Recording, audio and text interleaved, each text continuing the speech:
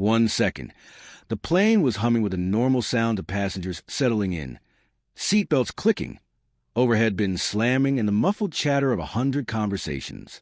The next second, every sound died. Every head turned toward row 12. Camila Dawson stood in the aisle, her hands still raised, her chest heaving with anger. Her perfectly styled blonde hair had come loose from its bun. Her crisp blue uniform was wrinkled where she'd been leaning forward. Her face was red, not from embarrassment, but from pure rage. Across from her, Spencer Logan sat frozen in his seat. His cheek blazed crimson where her palm had connected. His dark eyes were wide with shock. His jaw clenched. For a moment, he didn't move. He didn't speak. He just stared at her. The entire economy section held its breath. "You do not touch me," Camila hissed, her voice shaking. "I don't care who you think you are. You don't get to—" "Ma'am," Spencer said quietly, his voice dangerously calm. "I need you to step back." "Step back." Camila's voice rose to a shriek. "You're the one who needs to step back. You think you can just do whatever you want? You think the rules don't apply to you?" A woman 2 rows back pulled out her phone. Others were already recording. The tiny red recording lights dotted the cabin like fireflies. Spencer slowly stood up. At 6'2", he towered over Camila, but he didn't lean toward her. He didn't raise his voice. He reached into his jacket pocket, slowly, deliberately, and pulled out a black leather wallet. He flipped it open. The gold badge inside caught the overhead lights. "Federal Air Marshal," Spencer said, his voice steady but cold. "And as of right now, this flight is grounded." Camila's face went white. The passengers erupted. Gasps. Whispers. Someone shouted, "What?" A baby started crying. A man in a business suit stood up, demanding to know what was happening. But Spencer kept his eyes locked on Camila. "You just assaulted a federal officer," he said. "And this plane isn't going anywhere until we sort this out." Camila opened her mouth, closed it, opened it again. You can't, this is..." Spencer pulled his phone from his pocket and pressed a single button. "Tower, this is Air Marshal Logan, badge number 4-7-2-9. I'm grounding flight 2247. We have an incident that requires immediate law enforcement response." The phone crackled. A voice responded. "Copy that, Marshal Logan.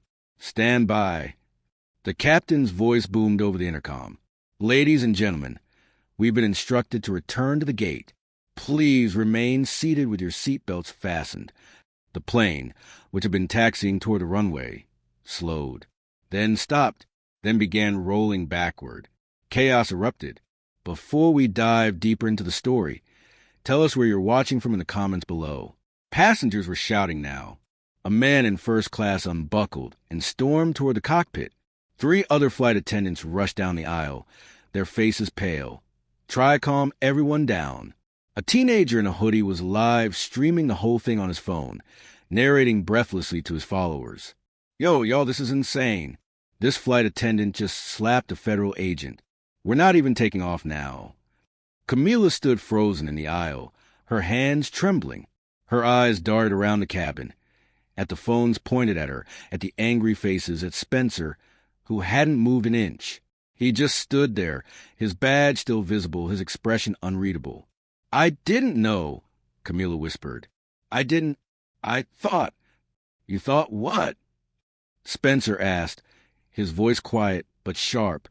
"You thought you could put your hands on a passenger and face no consequences. You were being difficult." Camila shot back, her voice rising again. "You wouldn't follow instructions. You were making a scene." Spencer tilted his head. "A scene. I asked you a question. You escalated. You were intimidating me." I was sitting down. The passengers were watching like it was a tennis match. Back and forth. Back and forth. One of the other flight attendants, a middle-aged woman with kind eyes and graying hair, approached carefully. Her name tag read Patricia Chun. Wait, no. Her name tag read Patricia Miller. She touched Camila's arm gently.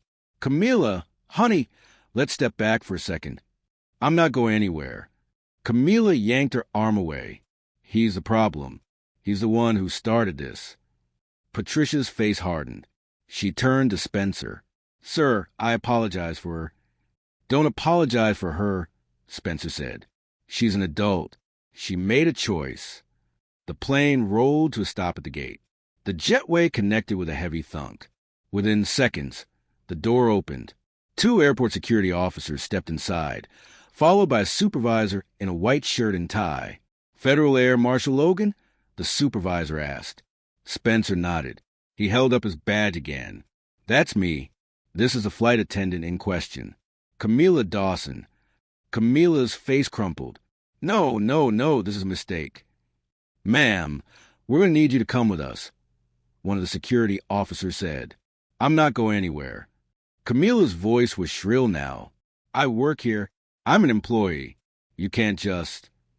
Ma'am, you assaulted a federal officer.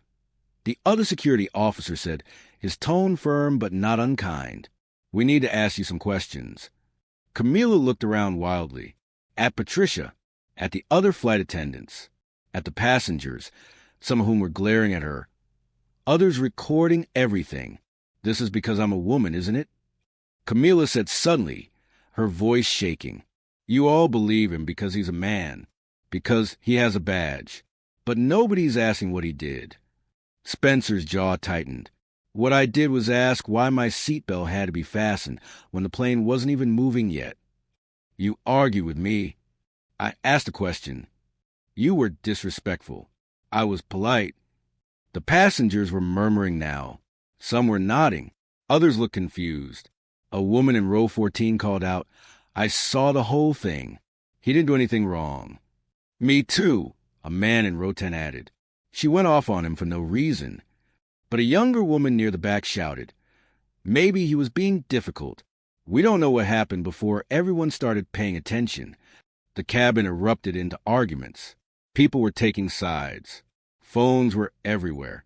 The live stream from the teenager in the hoodie had over 10,000 viewers now. The security officers stepped forward. Ma'am, we're not doing this here. You're coming with us. Now. Camila's eyes filled with tears. I didn't mean to hit him. I was scared. He was so big, and he was arguing, and I just reacted. You reacted by assaulting someone, Spencer said, his voice still calm but with an edge now. That's not an excuse. One of the security officers gently took Camila's arm. She didn't resist this time. She just started crying, big, heaving sobs that made some of the passengers uncomfortable. As they led her toward the door, she turned back one last time. I'm sorry, she choked out. I'm sorry, okay? I made a mistake. Spencer didn't respond.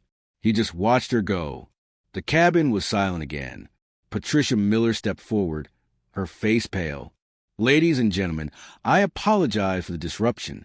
We're going to need to deplane while the airline sorts this out. Please gather your belongings and exit in an orderly fashion. Groans erupted. People started grabbing their bags, muttering angrily. A businessman in a suit shouted, I'm going to miss my connection because of this. Spencer sat back down, his face carefully neutral, but his hands were shaking slightly. He clenched them into fists, then released them, took a slow breath. A young black woman in the seat across the aisle leaned over. Are you okay? She asked softly. Spencer looked at her. For the first time, his expression softened just a little. Yeah, he said. Yeah, I'm okay. That was messed up, the woman said. I'm glad you stood up for yourself. Spencer nodded. Thanks. As the passengers filed off the plane, Spencer stayed seated. He pulled out his phone and typed a quick message to his supervisor. Then he leaned his head back against the seat and closed his eyes. He thought about the look on Camila's face, the fear, the anger, the tears. He thought about the crack of her hand against his cheek. He thought about all the times he'd been in situations like this, where someone saw his skin color before they saw his badge, where someone assumed he was a problem before asking any questions. He was tired, so tired. But this time, at least, he had the power to do something about it. Hit subscribe if you believe people deserve respect. Only haters and trolls ignore fairness. The gate agent's voice crackled over the intercom. "Passenger Spencer Logan, please see the gate agent." Spencer stood, grabbed his carry-on, and walked off the plane. But this story was far from over. Because what happened in the moments before the slap, the real reason Camila lost control, was something nobody on that plane knew. Not yet. And when the truth came out, it would change everything. Spencer Logan wasn't supposed to be on flight 2247.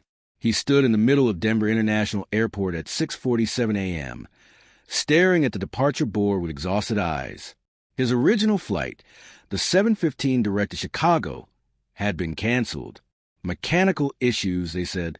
The next available flight wasn't until tomorrow morning. Tomorrow was too late. Spencer pulled out his phone and scrolled through his messages. The most recent one was from his sister, Vanessa. It had come in at 2:34 a.m. "Marcus is asking for you. Please, Spence. He needs his uncle." Below that, a photo. A little boy, 7 years old, bald from chemotherapy, holding a stuffed bear. His nephew, his godson, the kid who called him Uncle Superman, because Spencer once told him that air marshals were basically superheroes who flew on planes. Marcus had stage 3 leukemia. The doctor said the next 48 hours were critical. If the treatment didn't work, Spencer didn't let himself finish that thought. He strode to the ticket counter, cutting through the chaos of stranded passengers arguing with gate agents. He flashed his credentials to the woman behind the desk, a tired-looking lady named Barbara whose name tag was slightly crooked. "I need to get to Chicago today," Spencer said, keeping his voice calm but firm. "It's a family emergency. Do you have anything? Any flight? Any seat?"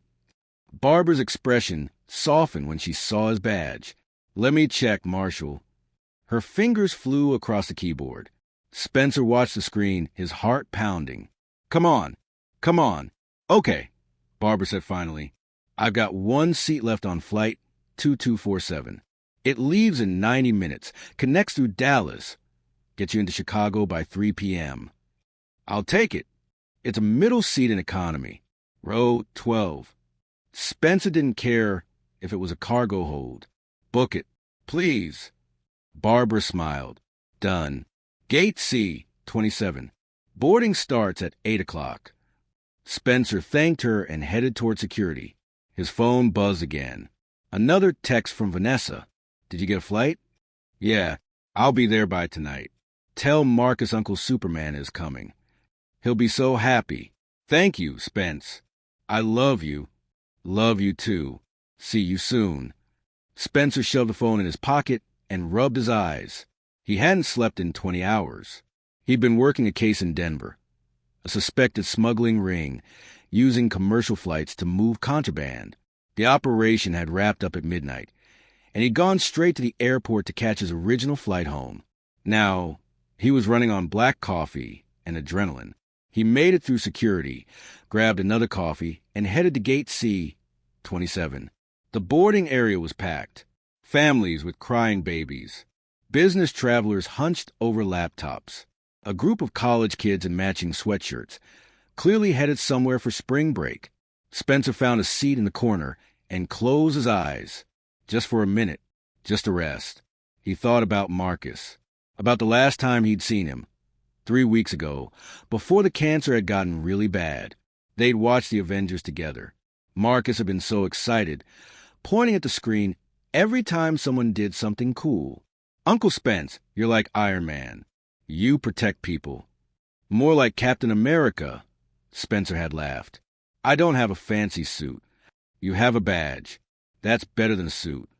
Spencer's throat tightened at the memory. He had to get to Chicago. He had to see Marcus. Even if it was just to hold his hand. Even if it was just to tell him one more time that everything was going to be okay. Even if Spencer didn't believe it himself.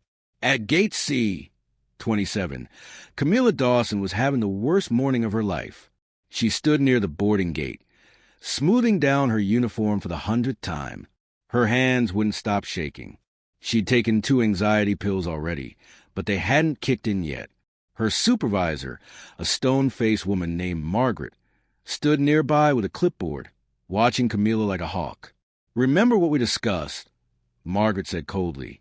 "You're on thin ice, Dawson. One more complaint, and you're done." "Understood." Camila nodded, not trusting herself to speak. This was her third strike. The first complaint had come 2 months ago. A passenger said Camila had been rude when he asked for extra peanuts.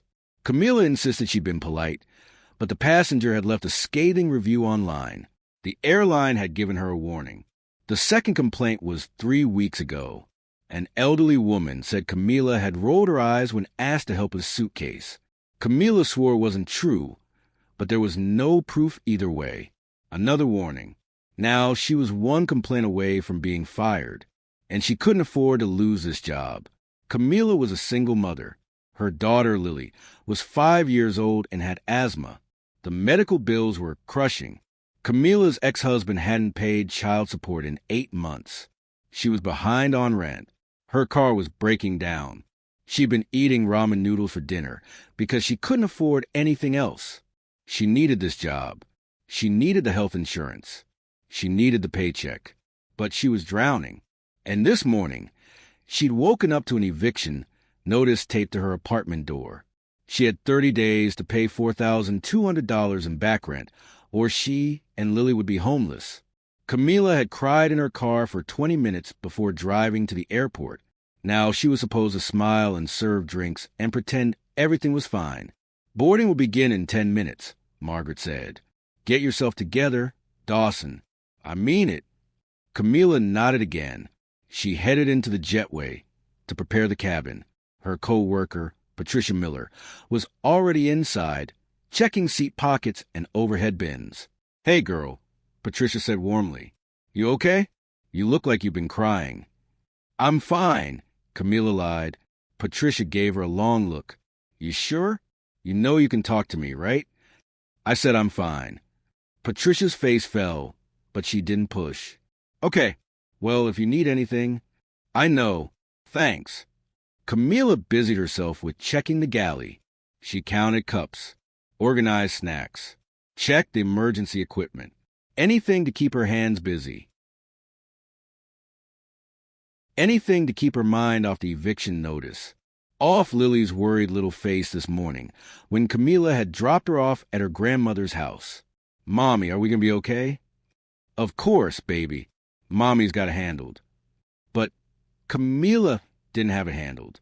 She didn't have anything handled, and she could feel herself unraveling. Boarding began at 8 a.m. sharp. Spencer was in Group 4. He waited patiently as families and first-class passengers boarded first. When his group was called, he slung his carry-on over his shoulder and headed down the jetway. He stepped onto plane. The cabin smelled like recycled air and cleaning solution. Flight attendants stood near the front, greeting passengers with practiced smiles. "Welcome aboard," one of them said, a blonde woman. Her name tag read Camila Dawson. Her smile didn't reach her eyes. "Morning," Spencer said politely. He made his way down the aisle, checking seat numbers. 10A, 10B, 10C. 11A, 11B, 11C. 12A, 12B. There, 12B, the middle seat. A woman was already sitting in 12A by the window. She had headphones in and was staring out at the tarmac. The aisle seat 12C was still empty. Spencer stowed his carry-on in the overhead bin and slid into the middle seat. It was cramped. His knees pressed against the seat in front of him. He was a big guy, 6'2", 200 pounds. Middle seats were torture, but he didn't care. He was going to see Marcus. That was all that mattered. He buckled his seatbelt and pulled out his phone. He texted Vanessa again. "On the plane. Should land around 3. I'll come straight to the hospital." She replied immediately. "Thank you. He keeps asking when you'll get here." Spencer's chest ached. "Tell him soon. Tell him Uncle Superman is on the way." He put his phone in airplane mode and closed his eyes.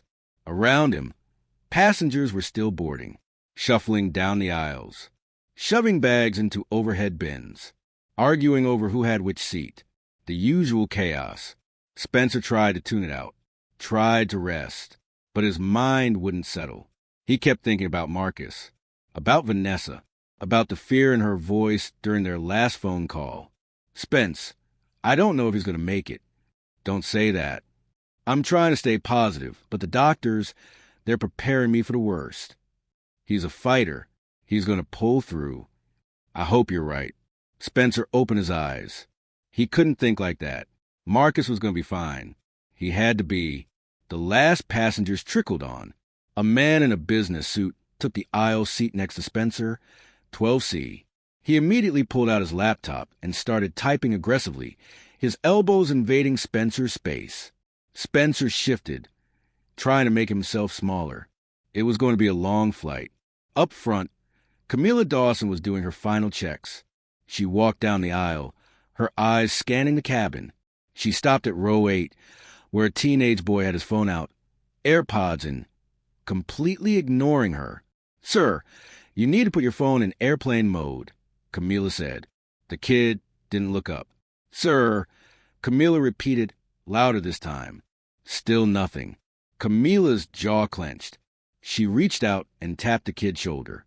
He jerked, pulling out one AirPod. "What?" "Phone. Airplane mode. Now." The kid rolled his eyes. Yeah, whatever." He made a big show of switching the setting, then put his AirPod back in. Camila moved on, her hands trembling again. She hated this. Hated feeling like she was constantly fighting with passengers. Hated feeling like she had no control over anything. She reached row 12, and that's when she saw him, Spencer Logan, sitting in the middle seat, his seatbelt already fastened, his eyes closed. He looked relaxed, calm, confident. Camila's supervisor's words echoed in her head. "You're on thin ice, Dawson. One more complaint, and you're done." She took a breath, kept moving. She had a job to do. But as she walked past Spencer, something inside her whispered, "Be careful. Don't screw this up." She had no idea how right that whisper was. Like this video, if you stand against toxic behavior, silence only helps the bad guys. The plane pushed back from the gate at 8:23 a.m. The captain's voice came over the intercom, smooth and professional. "Good morning, folks. This is Captain Reynolds. We've got a smooth flight ahead of us today. Should be wheels up in about 10 minutes. Sit back, relax, and enjoy the ride." Spencer kept his eyes closed. He was so tired. So tired. He didn't notice Camila Dawson standing near the galley, staring at him. He didn't notice the way her hands were shaking. He didn't notice the storm building behind her eyes. Not yet, but he would. Oh, he would. The plane taxied slowly toward the runway. Outside the windows, the morning sun painted the Denver tarmac in shades of gold and orange. Inside the cabin, passengers settled into their routines. Books opened. Laptops glowed. A baby cooed somewhere in the back. Spencer kept his eyes closed, trying to steal a few minutes of rest before takeoff. His mind drifted to Marcus again, to the hospital room, to the sterile smell of antiseptic and the beeping of machines. He was so close now. Just a few hours and he'd be there. The plane stopped moving. Spencer's eyes opened. They were third in line for takeoff. The captain's voice came through the speakers again. "Folks, we're number 3 for departure. Should be airborne in just a few minutes. Flight attendants, prepare the cabin for takeoff." Up front, Camila moved to the aisle with Patricia and another flight attendant named Derek, a young guy with perfectly gelled hair and an easy smile. "Ladies and gentlemen, please ensure your seatbelts are fastened. Tray tables are up and locked. Seats are in their full upright position, and all electronic devices are in airplane mode," Patricia announced. Camila walked down the left aisle, checking rows mechanically. Click, click, click. Her eyes scanned each passenger. Seatbelt, tray table. Phone away. Move on. She was functioning on autopilot now. Her mind was somewhere else entirely. The eviction notice. Lily's face. The bill collector's voicemail from yesterday. Margaret's cold warning. "One more complaint and you're done." Camila reached row 10. An older man had his tray table down with a newspaper spread across it. "Sir, I need you to put your tray table up," Camila said. The man looked up, annoyed. "We're not even moving yet." "It's procedure, sir." Tray tables up for takeoff. The man grumbled but complied. Camila moved on. Row 11. A mother was trying to wrangle 2 toddlers. Cheerios were scattered across the seats. One kid was crying. The other was kicking the seat in front of him. "Ma'am, please make sure both children are buckled," Camila said.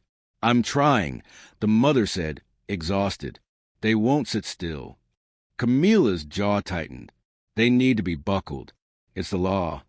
"I know," the mother snapped. "Give me a second." Camila moved on, her hands shaking harder now.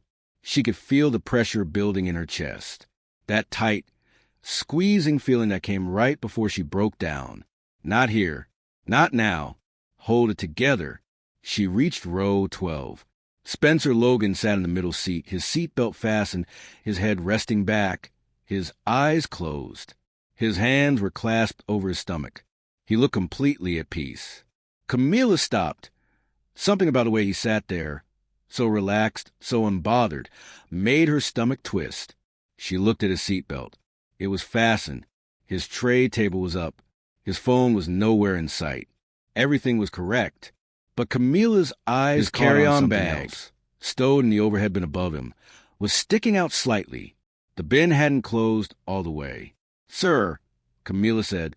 Spencer opened his eyes. He looked up at her calmly. "Yes." "Your bag in the overhead bin isn't secured properly." Spencer glanced up. "It looks fine to me." "It's sticking out. It needs to be pushed in further or the bin won't close." Spencer looked at her for a moment, then slowly unbuckled his seatbelt. He stood, towering over her in the cramped aisle. He reached up and pushed the bag back. The bin closed with a solid click. "There," Spencer said. He sat back down and buckled his seatbelt again. All set. Camila stared at the bin, then at Spencer. Something in her brain whispered, "Let it go. Move on." He fixed it. But another voice, the louder one, the one fueled by exhaustion and fear and desperation, whispered something else. "He argued with you. He questioned you, just like everyone else." "Sir, you need to keep your seatbelt fastened during taxi," Camila said, her voice sharp. Spencer looked at her, confused. "I just unbuckled it to fix the bin, like you asked." "You shouldn't have unbuckled it in the first place. You told me to fix the bag." "I told you the bag wasn't secured. I didn't tell you to unbuckle." Spencer's brow furrowed. "How else was I supposed to reach it?" "You could have called a flight attendant to assist you." The businessman in 12C looked up from his laptop. The woman in 12A pulled out one earbud. Other passengers were starting to notice. Spencer took a slow breath. "Ma'am, I fixed the issue. My seatbelt is fastened now. Is there a problem?" Camila's hands were trembling visibly now. "The problem is passengers thinking they can just do whatever they want without following proper procedure. I followed your instruction. You argued with me. I asked a clarifying question." "You argued?" Spencer stared at her. His voice remained calm, but there was an edge to it now. "Ma'am, I'm not trying to argue with you. I fixed the bag. I'm buckled in. Can we move forward?" Camila's vision blurred. The cabin seemed to tilt. Everything was closing in. One more complaint, and you're done. This passenger was going to complain. She could see it in his eyes. He was going to tell Margaret that Camila had been difficult, that she created a problem where there wasn't one. And that would be it. Strike 3. Game over. No job. No insurance. No way to pay rent. No way to keep Lily safe. "Sir, I need you to adjust your attitude," Camila said, her voice shaking. Spencer's expression shifted from confused to concerned. "Excuse me, your attitude? You're being confrontational. I'm sitting in my seat with my seatbelt on. You're arguing with a flight attendant, which is a violation of federal aviation regulations." The passengers around them were fully tuned in now. Phones were coming out. The businessman in 12C muttered, "Oh, here we go." Spencer leaned forward slightly. "Ma'am, I think there's been a misunderstanding." "Don't lean toward me," Camila said, her voice rising. Spencer immediately leaned back. "I'm not trying to intimidate you. I'm trying to understand what you need from me. I need you to stop being difficult. I'm not being difficult. I'm trying to cooperate. You're raising your voice. You're raising yours. That did it. Something inside Camila snapped. Comment below if you've ever dealt with someone on a power trip. Let's call out toxic behavior together. Get off this plane, Camila said suddenly. The cabin went silent. Spencer blinked. What? You heard me. Get off this plane. Ma'am, I haven't done anything wrong. You're being disruptive. You're making other passengers uncomfortable. Camila gestured wildly around the cabin. You need to leave. Now. The businessman in 12C leaned over. Actually, lady, you're the one making everyone uncomfortable. Camila whirled on him. Did I ask for your input? Hey, I'm just saying. Well, don't.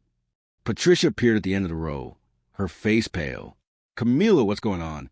This passenger's refusing to follow instructions, Camila said, her voice shrill now. He's being confrontational and disruptive. I want him removed from the flight. Patricia looked at Spencer. Sir, is there an issue? Spencer shook his head slowly. No, ma'am. I fixed my overhead bin like she asked. That's it. Patricia looked back at Camila. Camila, honey, maybe we should. Don't honey me, Patricia. I know what I'm doing. This man is a problem, and he needs to leave. The woman in 12A spoke up. I've been sitting here the whole time. He didn't do anything wrong. Me neither, the businessman added. She's the one freaking out. Camila's face was red now. Tears were streaming down her cheeks. You all think I'm crazy. You all think I don't know how to do my job. Well, I've been doing this for 8 years, and I know when someone is being difficult. Spencer raised his hand slowly, palms out. Ma'am, I'm not trying to cause any trouble. I just need to get to Chicago. It's a family emergency. My nephew. I don't care about your nephew. Camila screamed. The entire cabin gasped. Spencer's face went hard. What did you just say? I said I don't care. You think you're special? You think your problems matter more than everyone else's? Well, they don't. So either you get off this plane right now, or I'm calling security. Patricia grabbed Camila's arm. Camila, stop. Right now. Camila jerked away. Don't touch me. She turned back to Spencer, her finger jabbing toward his face. You people always think you can do whatever you want, Camila hissed. You always think the rules don't apply to you. Well, guess what? They do. And I'm sick of it. I'm sick of dealing with people like you who... People like me? Spencer's voice was quiet. Dangerous. Camila froze. Her eyes widened as she realized what she'd just said. What do you mean by people like me? Spencer asked. The cabin was dead silent. Even the baby had stopped crying. Camila's mouth opened and closed. I mean... Yes, you did. Spencer stood up slowly. He was a full head taller than her. You meant exactly what you said. I wasn't. It's not about... About what? Say it. Camila's face crumpled. You're twisting my words. I'm repeating your words. You're trying to make me look racist. There it was. The word hung in the air like poison gas. Spencer's jaw clenched. I didn't say that word. You did. Because that's what you're trying to do. You're trying to get me fired. Lady, I'm trying to get to Chicago to see my dying nephew. Spencer's voice finally rose, and the emotion in it made several passengers gasp. That's it. That's all I'm trying to do. I don't care about you, your job, or whatever else you got going on. I just want to see my family. Camila was sobbing openly now. You don't understand. I'm going to lose everything. My daughter, my apartment, everything. And you're just sitting there so calm and perfect, and I can't take it anymore. She reached toward Spencer, maybe to push him, maybe to grab his arm, maybe just a reflexive gesture of frustration. But Spencer, trained to react to threats, reflexively moved his shoulder to block her hand. Camila interpreted the movement as aggression, and that's when she lost control completely. Her hand flew up. The slap connected with Spencer's cheek with a crack that echoed through the entire cabin. For a moment, nobody moved as Spencer's head had turned slightly from the impact. His cheek blazed red.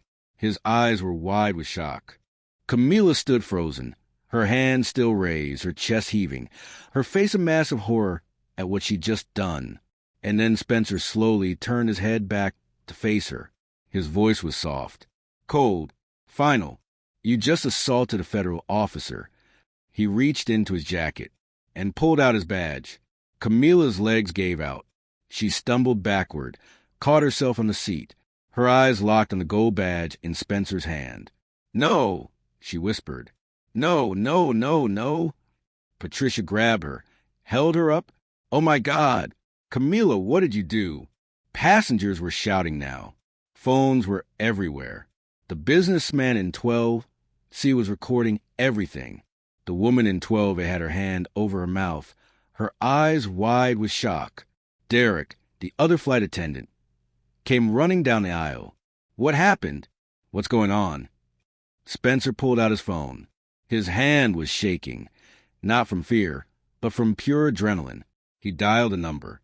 "Tower, this is Air Marshal Logan, badge number 4-7-2-9. I'm grounding flight 2247. We have an incident that requires immediate law enforcement response." The captain's voice boomed over the intercom. "Ladies and gentlemen, we've been instructed to return to the gate. Please remain seated with your seatbelts fastened." Camila collapsed into an empty seat in row 11, her whole body shaking. "I'm sorry," she sobbed. "I'm so sorry. I didn't know. I didn't mean to. I can't lose my job. I can't lose everything." Patricia knelt beside her, her own eyes filled with tears. "Honey, why didn't you tell someone you were struggling? Why didn't you ask for help?" "Because nobody helps." Camila screamed. "Nobody cares. I've been drowning for months, and nobody even noticed." Spencer stood in the aisle, his badge still out, his face carefully neutral. But inside, his heart was pounding. His cheek throbbed. His mind raced. Marcus. He had to get to Marcus. And now this flight was grounded. Because of him. The plane rolled back toward the gate. The passengers were in chaos. Some angry, some fascinated, all recording. And somewhere in the back of his mind, Spencer realized something. This wasn't over. Not by a long shot. The plane docked at the gate with a heavy mechanical thunk that seemed to echo the weight of what had just happened.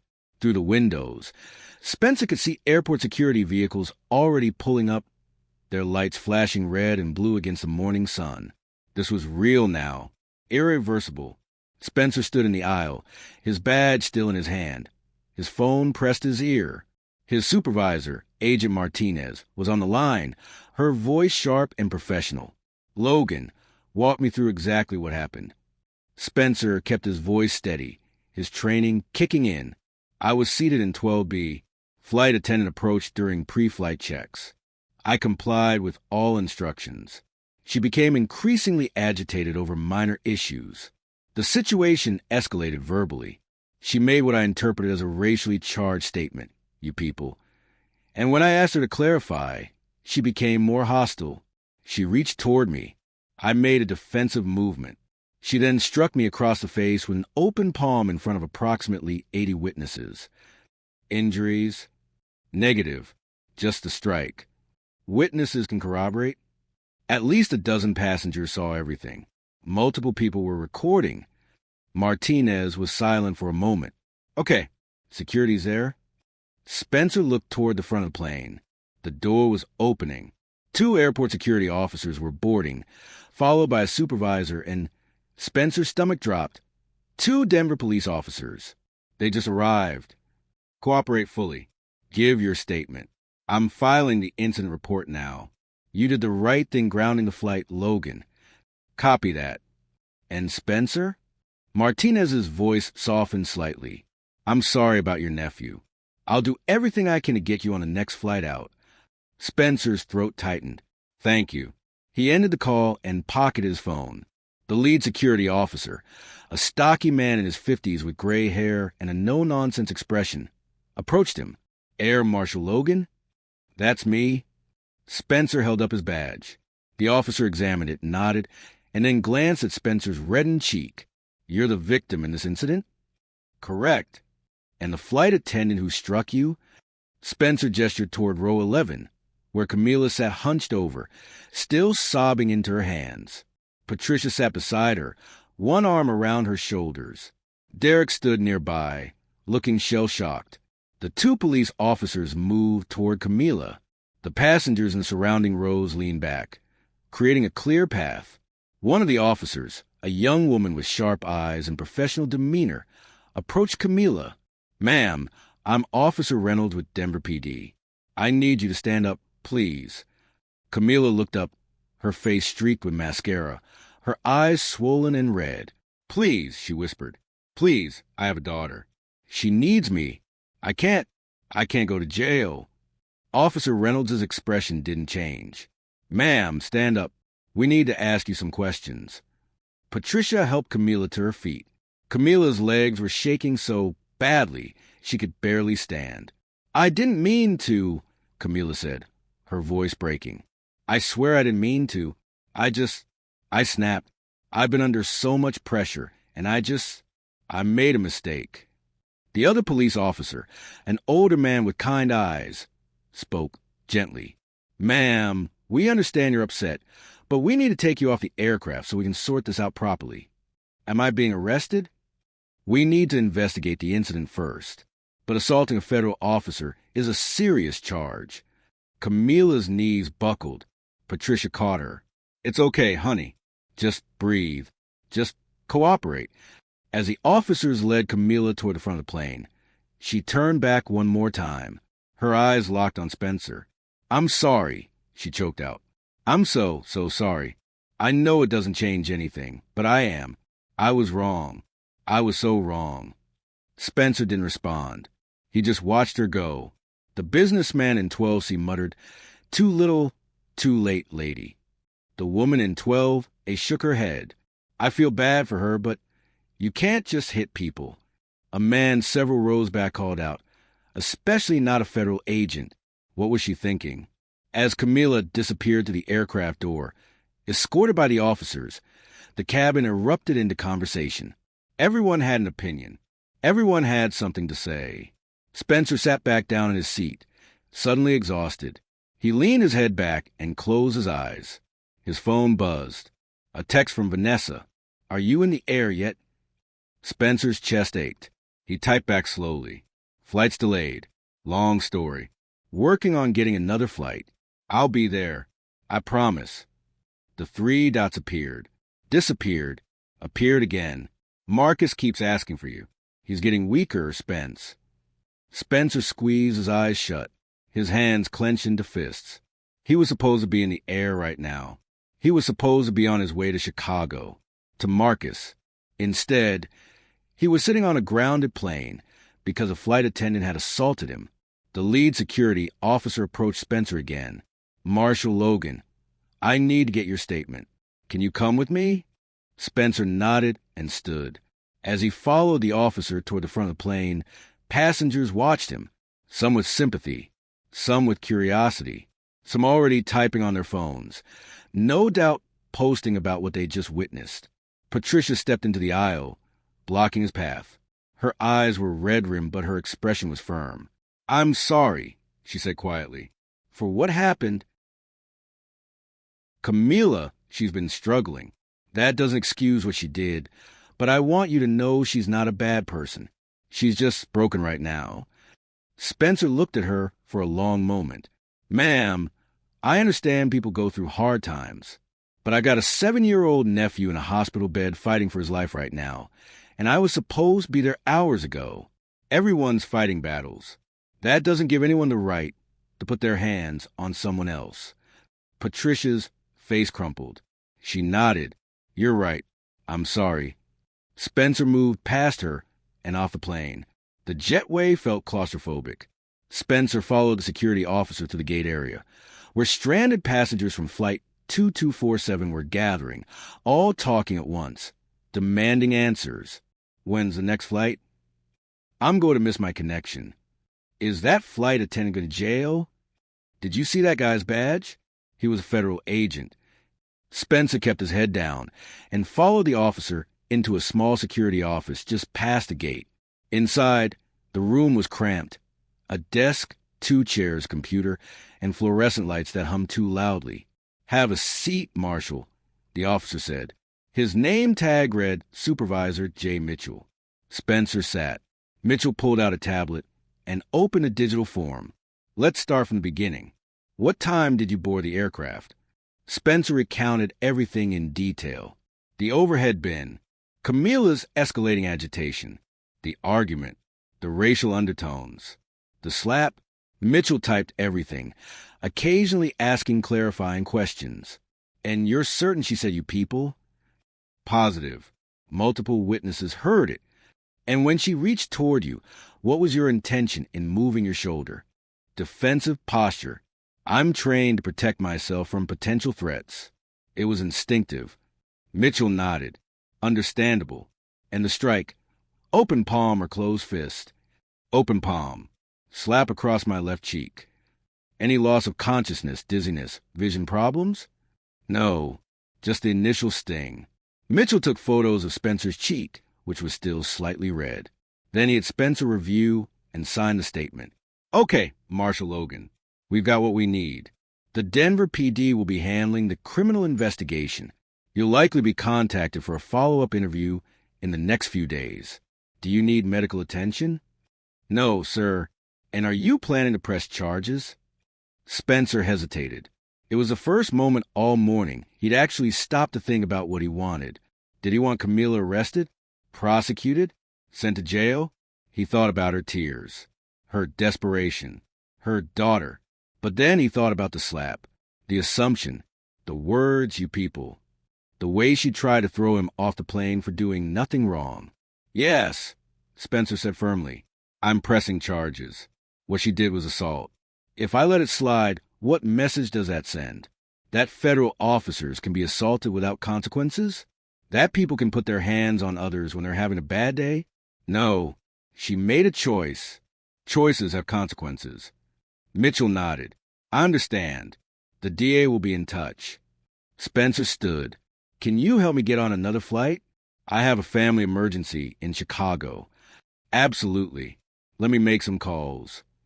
Hit subscribe if you believe in accountability. People need to face consequences for their actions, no matter their sob story. 20 minutes later, Spencer was booked on a flight, leaving in 2 hours. It would get him to Chicago by 5 p.m., 2 hours later than planned. But he'd still make it. He texted Vanessa, got another flight, landing at 5. "I'm coming, V. Tell Marcus I'm coming." Spencer found a quiet corner of the terminal and sat down. His body ached with exhaustion. His mind was racing.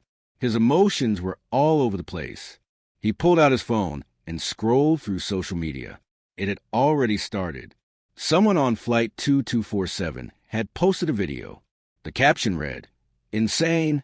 Flight, attendant assaults federal air marshal on our flight. Plane got grounded. Hashtag Flight 2247, hashtag Denver, hashtag crazy." The video had already been viewed 50,000 times. Spencer watched it. There was Camila screaming at him. There was a slap, clear as day. There was Spencer pulling out his badge. The comments section was vicious. "She's lucky he didn't arrest her right there. Why was she so aggressive? He literally did nothing wrong. She definitely said something racist. You can see it in her face. I feel bad for her, though. She was clearly having a breakdown. So, that doesn't mean she gets to assault people. This is what happens when you give people power over others. It goes to their heads." Spencer put his phone away. He didn't want to read anymore. He closed his eyes and tried to rest, but his mind wouldn't stop. He kept seeing Camila's face. The fear, the desperation, the tears. He kept hearing her words. "I have a daughter. She needs me." Spencer had a nephew who needed him too, and because of Camila's breakdown, he was going to arrive later, maybe too late. What if Marcus didn't make it? What if Spencer missed his chance to say goodbye because some flight attendant couldn't control herself? The anger burned in Spencer's chest, hot and righteous. She deserved everything coming to her, didn't she? Across the terminal, in a small airport security holding room, Camila sat alone. The police officers had asked their questions, taken their notes, checked her identification, made their calls. Now she was just waiting to find out if she was going to jail, waiting to find out if her life was officially over. Her phone was on the table in front of her. She'd been allowed one call. She'd called her mother. "Mom, I need you to keep Lily for a few days, maybe longer. I did something really bad." Her mother's voice had been tight with fear. "What did you do, Camila?" "I hit someone, a passenger. He turned out to be a federal agent. I didn't know, Mom. I swear I didn't know." "Oh, Camila. Oh, baby. I'm probably going to get arrested. Can you keep Lily? Please? I can't let her see me like this." Of course I'll keep her. But Camila, what are you going to do?" "I don't know, Mom. I don't know." Now Camila sat with her head in her hands, trying to process what she'd done. She'd destroyed everything. Her job, her reputation, her freedom, all because she couldn't hold it together for one more flight. The door opened. Officer Reynolds stepped inside. "Ms. Dawson, you're being charged with assault on a federal officer. You have the right to remain silent." The words washed over Camila like ice water. This was really happening. She was being arrested, and somewhere on another flight, Spencer Logan was heading to Chicago. Both of their lives forever changed by 10 seconds of violence. Spencer's second flight landed at O'Hare International Airport at 5:07 p.m. He was off the plane before the seatbelt sign even turned off. His carry-on slung over his shoulder, his long legs carrying him to the terminal faster than most people could jog. He didn't stop at baggage claim, didn't stop for food or water, just headed straight for the exit and jumped into the first available taxi. Children's Memorial Hospital. Spencer said, breathless. "And please hurry." The driver, an older man with a thick Chicago accent, glanced at Spencer in the rearview mirror. "Everything okay, buddy?" "My nephew. He's sick. I need to see him." The driver nodded and pulled into traffic. "I'll get you there fast as I can." Spencer stared out the window as the city blurred past. His phone buzzed constantly. Messages from his supervisor, from colleagues who'd heard about the incident, from friends who'd seen the viral video. But Spencer ignored them all except for the one from Vanessa. Her most recent message, sent 20 minutes ago. "Hurry, Spence. Please hurry." Spencer's heart hammered in his chest. He typed back with shaking fingers. 10 minutes away. The city lights were coming on as dusk settled over Chicago. The taxi wove through traffic. The driver keeping his word, pushing the speed limit wherever he could. Finally, the hospital appeared, a massive building of glass and steel, lit up like a beacon against the darkening sky. Spencer threw two 20s at the driver, not waiting for change, and sprinted through the automatic doors. The lobby was busy, families waiting, doctors moving purposefully, the smell of antiseptic and cafeteria food mixing in the air. Spencer went straight to the elevators, jabbing the button for the 4th floor. Pediatric oncology. The elevator felt impossibly slow. Spencer bounced on his toes, watching the numbers climb. 2nd floor. 3rd floor. Please let me be in time. Please. 4th floor. The doors opened, and Spencer burst into the hallway. He'd been here before, 3 weeks ago. He knew exactly where to go. Room 412. He could see it at the end of the hall. The door was partially open. He could hear voices inside, Vanessa's low and tearful, and a doctor's calm and clinical. Spencer's feet felt like lead as he approached. Each step took forever. The hallway stretched impossibly long. He reached the door, pushed it open, and stopped. The room was dimly lit. Machines beeped softly, monitoring vitals, for bags hung from poles. And in the bed, looking impossibly small, was Marcus, 7 years old, bald from chemo, skin pale and waxy, eyes closed, but breathing, still breathing. Vanessa sat in a chair beside the bed, holding Marcus's tiny hand. She looked up when Spencer entered, and her face crumpled with relief. "Spence," she whispered, "you made it." Spencer crossed the room in 3 strides and pulled his sister into a tight hug. She sobbed into his chest. "I thought you weren't going to make it. Vanessa choked out. I thought... I'm here, Spencer said, his own voice thick. I'm here, V. I'm sorry I'm late. There was... something happened on the flight. But I'm here now. Vanessa pulled back, wiping her eyes. He's been asking for you all day. The doctors, they said the next few hours are critical. The treatment either worked or it didn't. We won't know until he wakes up. Spencer looked at Marcus, his godson, his little buddy, the kid who thought Uncle Spencer could do anything.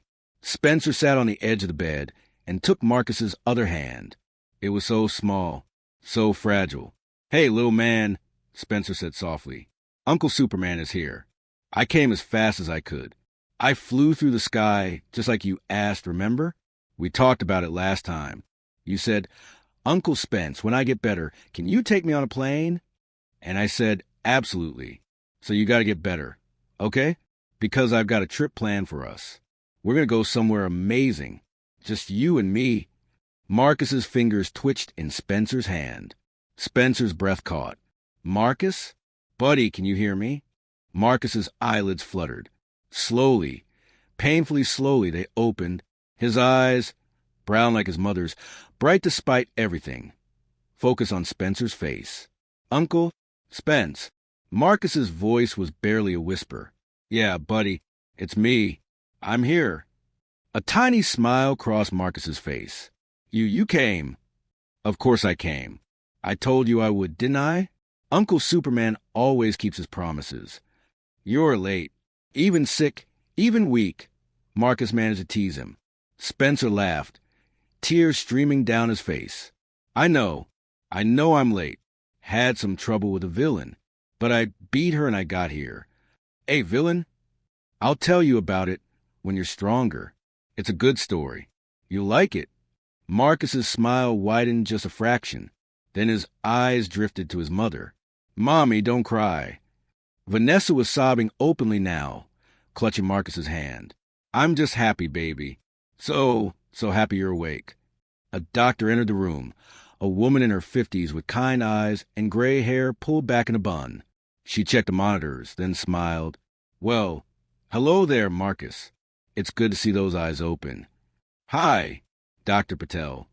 Dr. Patel examined Marcus quickly, shining a light in his eyes, checking his responses. Finally, she stepped back and looked at Vanessa and Spencer.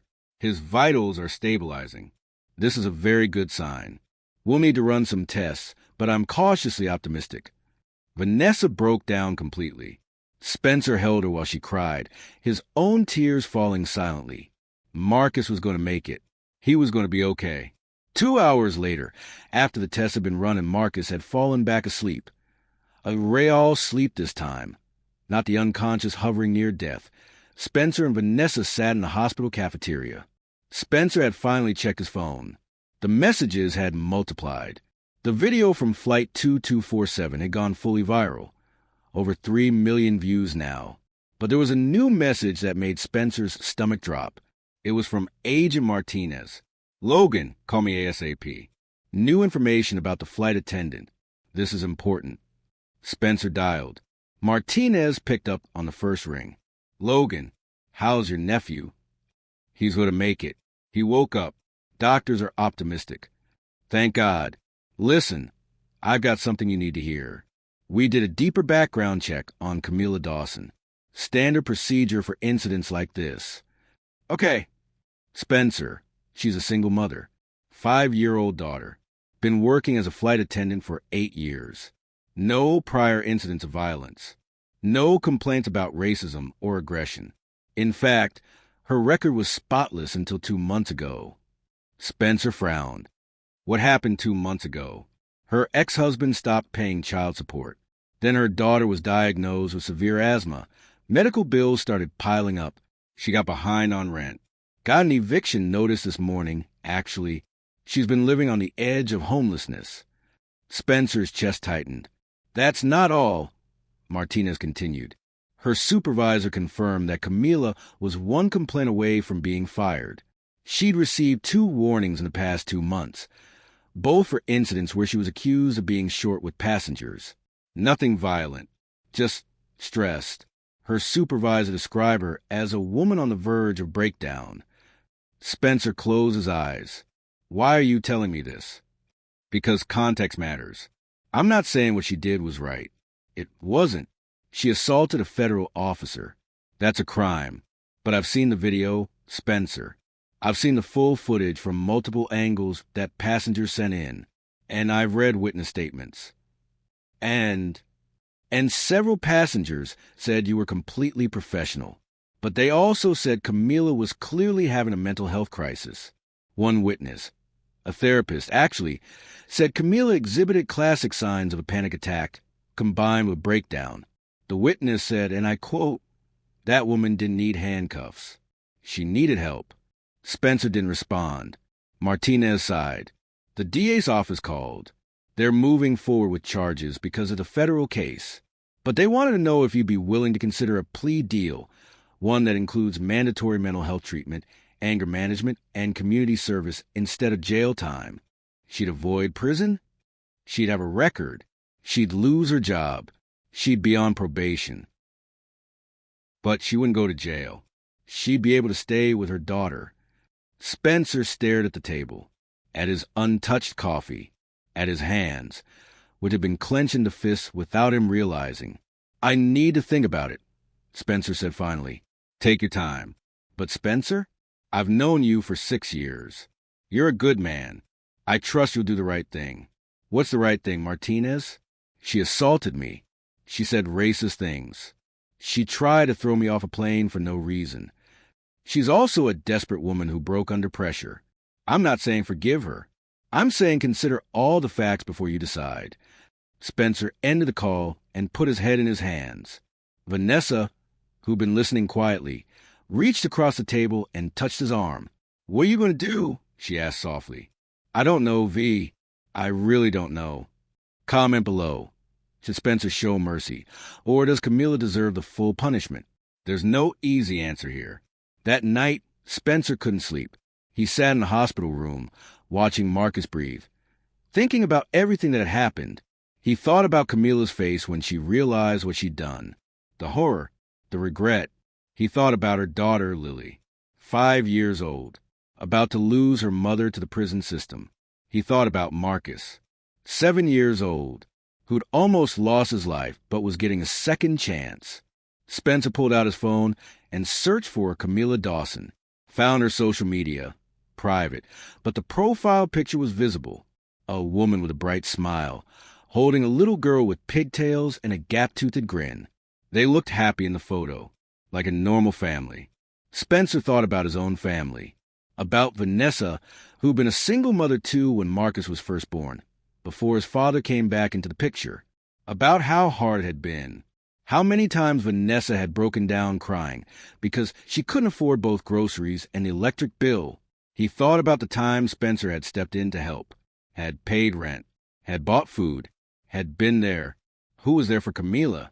Spencer stood and walked to the window. Outside, Chicago glittered in the darkness. Millions of people out there. Millions of stories. Millions of struggles invisible to everyone else. His phone buzzed. A news alert. Flight attendant who assaulted Air Marshal identified. Camila Dawson faces federal charges. The article included Camila's photo, her full name, her employer. The comments section was already brutal. Hope she rots in jail. Entitled flight attendants think they own the plane. She's clearly racist. Throw the book at her. Single mom or not, actions have consequences. But there were other comments too. This woman was clearly having a mental health crisis. Where was the support from her employer? We're so quick to destroy people instead of helping them. She made a terrible mistake. Does that mean she should lose everything? Spencer closed the browser. He couldn't read anymore. He thought about what Martinez had said. "You're a good man. I trust you'll do the right thing." What was the right thing? Justice? Mercy?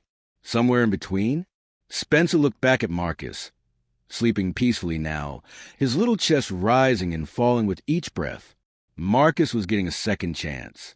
Did Camila deserve one too? The next morning, Spencer called the district attorney's office. "This is Spencer Logan. I'm the victim in the flight. 2247 assault case. Yes, Marshal Logan. How can I help you? Spencer took a deep breath. I want to discuss the plea deal. There was a pause. You're willing to consider it? I am, but I have conditions. I'm listening. Full mental health evaluation and treatment. Mandatory anger management. 200 hours of community service, specifically working with organizations that help struggling single parents. And she has to write a formal apology, not to me, but to be published publicly, acknowledging what she did and why it was wrong. Those are reasonable conditions. One more thing, Spencer said. I want to meet with her, face to face. Before I agree to anything, I want to hear from her directly what happened and why. That's highly unusual. I don't care. That's my condition. The DA was silent for a moment. Let me make some calls. I'll get back to you. 3 days later, Spencer sat in a small conference room at a Denver attorney's office. Across from him sat Camila Dawson. She looked terrible. Her eyes were sunken and red-rimmed. Her hair was pulled back in a messy ponytail. She wore no makeup. Her hands trembled on the table. Her lawyer, a sharp-eyed woman named Ms. Brennan, sat beside her. The DA's representative sat at the end of the table. Nobody spoke for a long moment. Finally, Camila broke the silence. Thank you for agreeing to meet with me, she said quietly. I know I don't deserve it. Spencer didn't respond. He just watched her. Camila took a shaky breath. I want to explain what happened. Not to excuse it. There is no excuse, but to help you understand. I'm listening. That morning, I woke up to an eviction notice. 30 days to pay over $4,000, or my daughter and I would be homeless. I was already behind on every bill. My daughter's medical expenses were crushing me. My ex hasn't paid child support in almost a year. I was drowning. Camila's voice cracked. She paused, collected herself. I was one complaint away from being fired. My supervisor told me that morning. One more mistake, and I'd lose everything. My job, my insurance, my last chance to keep my daughter safe. So you took it out on me, Spencer said flatly. No, I mean yes, but not intentionally. When you asked about the overhead bin, something in me just snapped. I saw you sitting there so calm, so put together, and I couldn't handle it. I was spiraling, having a panic attack. And instead of stepping back and asking for help, I lashed out. You said, "You people," Spencer said. What did you mean by that? Camila's face crumpled. I meant people who seemed like they had it all together. People who weren't falling apart. But I know how it sounded. I know what those words mean, especially to you. And I am so sorry. I'm not racist. I swear I'm not. But I said something that came across that way, and that's on me. Spencer leaned forward. You tried to throw me off the plane for asking a question. I know. You put your hands on me. I know. I was trying to get to my nephew. 7 years old, dying of cancer. I missed hours with him because of what you did. Hours I can't get back. Camila was crying openly now. I know. I'm sorry. I'm so sorry. Is your nephew okay? Spencer paused. He's alive. He's going to make it. Camila sobbed with relief. Thank God. Thank God. But that's not because of you. That's despite you. I know. You have every right to hate me. Every right to want me in prison. I destroyed your day. I put my hands on you. I said terrible things. I deserve whatever happens to me. Spencer sat back. Do you? Camila looked up, confused. Do you deserve to lose your daughter? Spencer asked. Because that's what happens if you go to prison. Foster care. Maybe your mother can take her, but maybe not. Either way, Lily loses her mom. Is that justice? I don't know. I've been thinking about this for 3 days, Spencer said. Part of me wants you to face the full consequences. You assaulted a federal officer. That's serious. But another part of me keeps thinking about my sister. She was a single mom once. Struggling. Desperate. One bad day away from losing everything. She had me to help her. Who do you have? Camila shook her head. No one. Just my mom, and she's barely getting by herself. Spencer was quiet for a long moment. Then he looked at the DA's representative. I'll agree to the plea deal, with my conditions, but I'm adding one more. What's that? The representative asked. Her employer needs to implement mandatory mental health support for all employees, regular check-ins, access to counseling, a system where people can ask for help before they break. This happened because nobody was paying attention to a woman who was screaming for help in every way except with her words. Ms. Brennan looked surprised. That's incredibly generous of you. It's not generous. It's necessary. This shouldn't have happened. The system failed both of us. Spencer looked at Camila. You made a terrible choice. You hurt me. You scared me. You disrupted a plane full of people. And you have to own that. But I also believe people can change. People can get help. And I believe your daughter needs her mother. Camila was sobbing so hard she could barely breathe. Thank you. Thank you. I don't deserve your mercy, but thank you. You're right. You don't deserve it. But I'm giving it to you anyway. Because that's what mercy is. Subscribe if you believe in second chances. But only when people truly own their mistakes and do the work to change. 6 months later, Spencer stood in a community center in Denver, watching as Camila Dawson stood at a podium in front of a group of single mothers. My name is Camila, she said, her voice steady now. And 6 months ago, I made the worst mistake of my life. I let my stress, my fear, and my desperation turn me into someone I didn't recognize. I hurt a good man who was just trying to get to his dying nephew. I nearly destroyed my life and my daughter's life because I didn't ask for help. The women in the audience listened intently. I'm here today to tell you that it's okay to not be okay. It's okay to struggle. It's okay to ask for help. But it's not okay to hurt others because you're hurting. I learned that the hardest way possible. Camila had completed her mental health treatment, her anger management. She was 50 hours into her community service. She'd lost her job with the airline, but she'd found work with a nonprofit helping other struggling parents navigate social services. She was rebuilding, slowly, one day at a time. Spencer watched from the back of the room. Vanessa stood beside him, Marcus holding her hand. The little boy was in remission now.